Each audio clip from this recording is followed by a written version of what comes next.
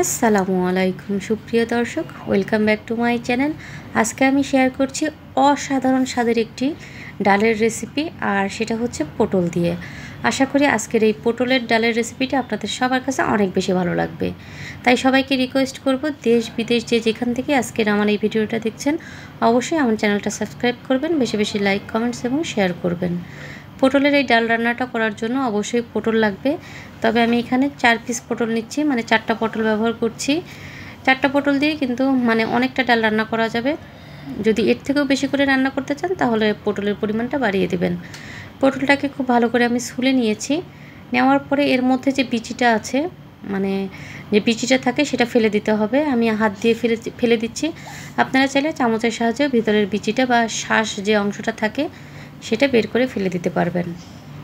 যাই হোক, আমি কিভাবে কেটে নিচ্ছি দেখে বুঝতে পারছেন। এরকম একটু চাকচাক করে কেটে নিচ্ছি। খুব বেশি মোটাও না, খুব বেশি পাতলাও না। এই যে এভাবে কেটে নিতে হবে। আমি 4টা পটলই খুব ভালো করে কেটে ধুয়ে নিচ্ছি। আর কাঁচামরিচ এবং পেঁয়াজ সব কিছু আমি একবারে ধুয়ে কেটে নিচ্ছি। একবারে এভাবে কেটে নিলে হয় কি, রান্নাটা করতে খুবই সুবিধা হয়। আর লাগবে হচ্ছে রসুন একটা মিডিয়াম সাইজের রসুন নিয়েছি। রসুনটাকে আমি কোয়াগুলো একটু চিকন চিকন বা পাতলা করে কেটে নিলাম। এখন পেঁয়াজগুলোকেও আমি খুব কুচি কুচি করে কেটে নিচ্ছি। আমি বটির সাহায্যে কাটছি, আপনারা চাইলে ছুরি বা চাকুর সাহায্যেও কেটে নিতে পারেন। যাই হোক, এখন কাটাকাটি শেষ, আমি চলে যাব চুলাতে। আমি মসুরের ডাল নিচ্ছি এখানে 1 কাপ পরিমাণ। ডালটা একটু বেশি করে নেবেন। ডালটাকে খুব ভালো করে ধুয়ে নিয়েছি। আর দেখতে পাচ্ছেন হাঁড়িটা ভর্তি করে আমি পানি দিয়ে দিয়েছি। এখন কিছুক্ষণের মধ্যে দেখবেন যে এরকম সাদা ফেনা ক্রিয়েট হবে। এই ফেনাটাকে কিছুক্ষণ পরপর তুলে তুলে ফেলে দিতে হবে। আর চুলার জালটাই আমি কিন্তু একদম লোতে রেখে দিয়েছি। আর এতে এইভাবে ফেনাটা তুলে ফেলার পরে এর মধ্যে আমি কিছুটা প্রায় একটা বড় সাইজের পেঁয়াজ কুচি এবং কিছু রসুন কুচি আর 2-3টা কাঁচামরিচ কুচি দিয়ে দিলাম। ঝালটা আপনারা আপনাদের পছন্দ অনুযায়ী কমিয়ে বাড়িয়ে নেবেন। দিয়ে দিলাম 1 চা চামচ পরিমাণ লবণ আর 1/2 চা চামচ পরিমাণ হলুদ গুঁড়ো। বাস এগুলো দেওয়ার পরে চাইলে এখানে একটু তেলও দিতে পারেন। আমি চুলার জালটা একদম লো করে দিয়েছি, যেহেতু ডালের পরিমাণটা বেশি।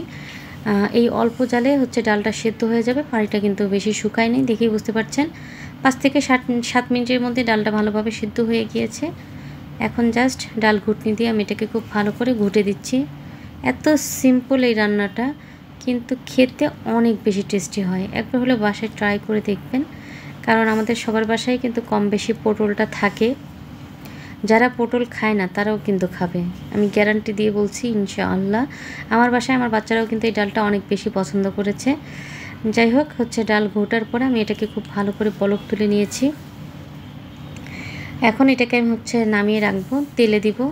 তেলে দেওয়ার জন্য আমি কড়াইতে তেল দিয়ে দিচ্ছি। এখানে বাকি যে পেঁয়াজ কুচি ছিল সেই পেঁয়াজ কুচি, মরিচ কুচি এবং রসুন কুচি দিয়ে এখন এটাকে একটু গোল্ডেন করে ভেজে নিতে হবে। খুব বেশি গোল্ডেন করব না, হালকা যখন লালচে কালার আসবে এ পর্যন্ত এটাকে খুব ভালো করে ভেজে নিতে হবে। পেঁয়াজ আর রসুনের পরিমাণটা একটু বেশি করে দিবেন। 2টা শুকনো মরিচ দিচ্ছি যাতে ফ্লেভারটা খুব ভালো আসে। আর যাই হোক, এটাকে দেখতে পাচ্ছেন প্রায় অনেকটা হয়ে এসেছে পেঁয়াজটা। এ পর্যায়ে আমি দিয়ে দিচ্ছি আস্ত জিরে, অবশ্যই এটা দিতে হবে। আর দেওয়ার পরে দেখতে পাচ্ছেন হালকা যখন এরকম লালচে কালার হয়ে আসবে তখন এর মধ্যে ধুয়ে রাখা যে পটলগুলো ছিল সেগুলো দিয়ে দিতে হবে।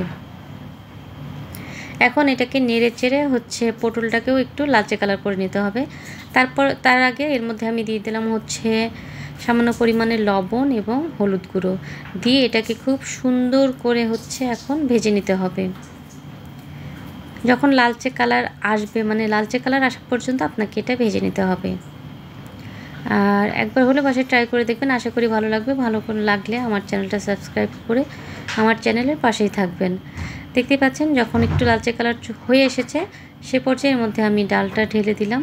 আর দেখুন ডালের কালারটা কতটা সুন্দর এসেছে। এখন জাস্ট আপনি ফুটিয়ে এটাকে ঘন করে নেবেন। আর 3 থেকে 4 মিনিট এটাকে কিন্তু ফুটিয়ে নিলে যথেষ্ট আকারে ঘন হয়ে যাবে।